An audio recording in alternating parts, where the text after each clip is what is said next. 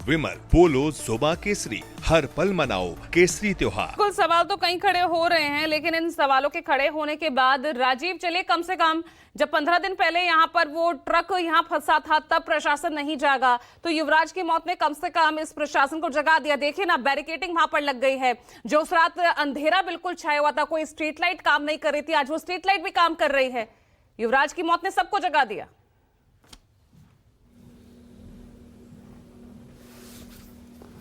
देखिए पूजा, दुर्भाग्य की बात यही है कि अब ये घटना घटने के बाद वहाँ जो कुछ भी हो रहा हो और उसके बाद पैनल में हम डिस्कशन कर लेंगे, फिर ये होगा कि ऐसे कदम उठाए जाएं कि आगे ऐसी घटना न हो। बात ये होगी कि जिम्मेदार कौन है, इसकी जिम्मेदारी तय करने को वहाँ के जूनियर इंजीनियर से लेकर नायब तहसीलदार से लेकर के चीफ मिनिस्टर तक लोग सवाल उठाएंगे। लेकिन मूल बात ये है, अगर वो गाड़ी गड्ढे में गई होती और उसके बाद उस घटना का पता अगली सुबह पता चला होता तो उसे एक दुर्घटना के तौर पर देख लिया जाता या उसकी दूसरे तरह से बात होती।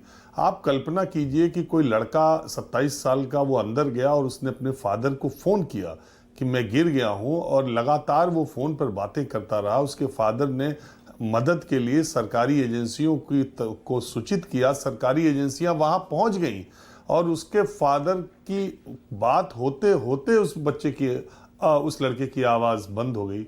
वो जो घटना है, वो पिता, मुझे तो नहीं लगता कि कोई पिता, अगर ऐसी घटना किसी की ज़िंदगी में घटे तो कोई पिता पूरी ज़िंदगी कभी चैन से सो पाएगा। उसको अपने बेटे की आवाज़ उसी तरह सुनाई देती रहेगी।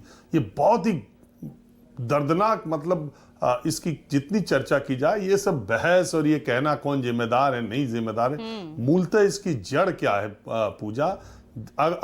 मेरे दिमाग में सिर्फ बात यही, हालांकि मैं चाहता नहीं था इसकी डिबेट में आना, और सही कहूं तो मैं ये खबर ज़्यादा सुनना भी नहीं चाहता क्योंकि बहुत अंदर तक परेशान करने वाली खबर है। लेकिन अगर दो तीन बातें दिमाग में तो जरूर आती हैं कि अगर क्या फौज आई होती, अगर आर्मी पहुंची होती तो क्या यही ऐसा ही होता? मुझे पक्का यकीन है कि 2 से 10 मिनट के अंदर आर्मी के जवान उस इंजीनियर को बाहर निकाल लेते, क्योंकि हमारा जो सरकारी सिस्टम है वो सड़ चुका है। चूंकि सरकारी लोग ज़्यादातर भ्रष्टाचार के इस कदर शिकार हो चुके हैं कि अब उनमें जहां पैसा नहीं मिलता वहां उनका दिमाग नहीं चलता।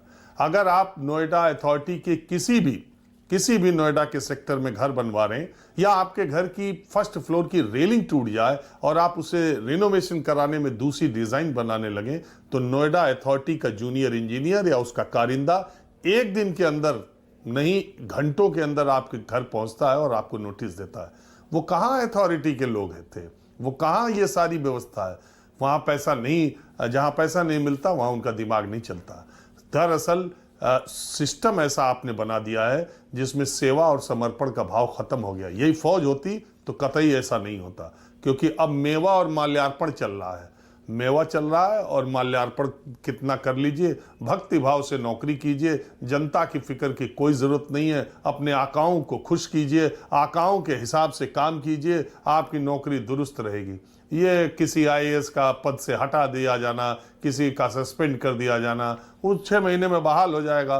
2 महीने बाद जब ये चर्चा खत्म हो जाएगी उसे और अच्छी पोस्टिंग मिल जाएगी, दोबारा इसी पोस्ट पर चला आएगा। वो युवराज के पिता को तो अब बेटा मिलने का नहीं, और ऐसी घटनाएं आगे नहीं होंगी इसकी भी कोई गारंटी नहीं। जब होंगी तब ऐसी व्यवस्था कर दी जाएगी। कुल मिला जुलाकर ये इंस्टीट्यूशनल कोलैप्स की स्थिति है। संस्थाएं खत्म हो रही हैं, लोगों की सरकारी नौकरियों का जज्बा जो सेवा का होना चाहिए, जो सिस्टम का होना चाहिए, वो पूरी तरह कोलैप्स हो रहा है, क्योंकि वो एक दूसरे ही तरह के सिस्टम में अब सरकारी नौकरियां चल रही हैं, लोगों का काम दूसरी तरह के सिस्टम में चल रहा है। सब मलाईदार पोस्टिंग के लिए अगर मंत्रियों के सामने नाक रगड़नी पड़ जाए सरकारी अधिकारियों को ज़्यादातर, तो वो ये भी करते हैं। और आप पूरे कोई एक जगह की बात, ये केवल उत्तर प्रदेश की नहीं है या बिहार की, मध्य प्रदेश की या पूरे देश में आपने सिस्टम पिछले कुछ सालों से ऐसा बना रखा है कि अब सरकारी कर्मचारी जनता की तो सुनते नहीं, जनप्रतिनिधियों की भी सुनते नहीं, ऊपर से जो डायरेक्शन आएगा उस पर एक्शन होगा। नीचे वाले जैसे जीना हो कीड़े मकोड़े की तरह जीते रहें और इसी तरह से गड्ढे में गिरे, एक्शन दिखाने के लिए हो जाएगा। पटना में नीट की छात्रा के साथ जो हुआ, दोनों जगह एसआईटी गठित हो रही है, रिपोर्ट दी जाएगी। पटना में नीट की वो छात्रा के साथ जो हुआ वहाँ भी एसआईटी गठित हो गई, यहाँ भी एसआईटी गठित हो गई। तब तक 5 दिनों में कुछ और मुद्दे आएंगे, मीडिया और जनता का ध्यान उधर चले जाएगा, एसआईटी की रिपोर्ट आएगी, फिर देखा जाएगा। लेकिन उन बेटा बेटी के माँ बाप के तो गए, उनके तो बच्चे चले गए और उनकी कोई गलती इसमें नहीं थी।